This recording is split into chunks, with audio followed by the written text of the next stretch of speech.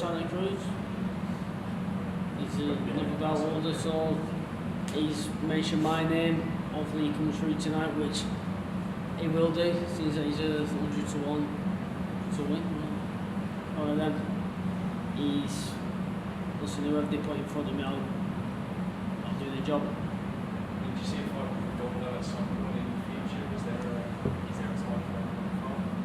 Yeah, in the future, everyone wants to test themselves against the best, and when that time comes, then I'd be open to that. But there's a lot more fights out there beforehand, which is more money and less risk. One thing I think is important about Rigondeaux, and people have got to understand, he would fight Rigondeaux, but he's such a quality fighter, you have to be rewarded in that way, and there isn't the money available to make that fight worthwhile.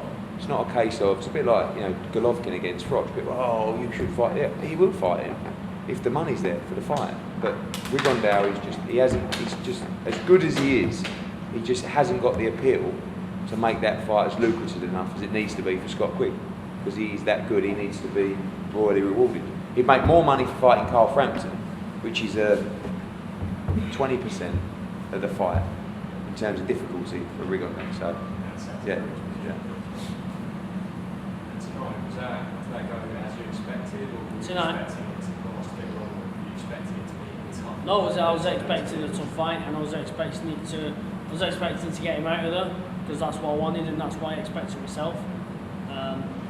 But as I said, I was on point from the first round, and my shots were landing, and I was to get him out of there as early as I did. That was a bit quicker than I thought I was going to. But the body shot that I landed would have kept any super bantam featherweight down if that lands on any of them. Did he trouble you with anything? No, like I say, I was on point. Defensively, I was on point. I was enjoying it in there.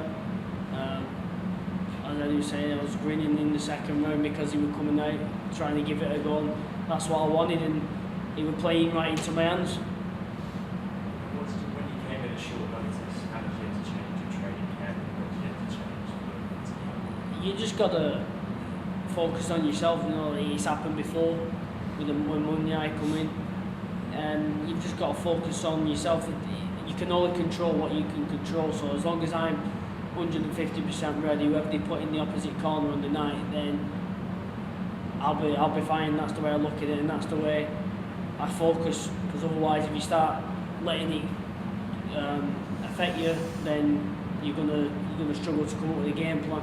I always have trust in Joe that what he's gonna say to me and the tactics that he's gonna come up with, I'll just follow straight away because I believe in him, and that's what I do. You must be getting to enjoy fighting in this arena. Listen, this is all I do. This is what I do, and I want to do this for the rest of my life. And walking out in front of thousands of people and doing something you enjoy doing. That's why I live the life. You don't take it for granted, and that's why, like I said, I live the life, and I practice to be the best I can be.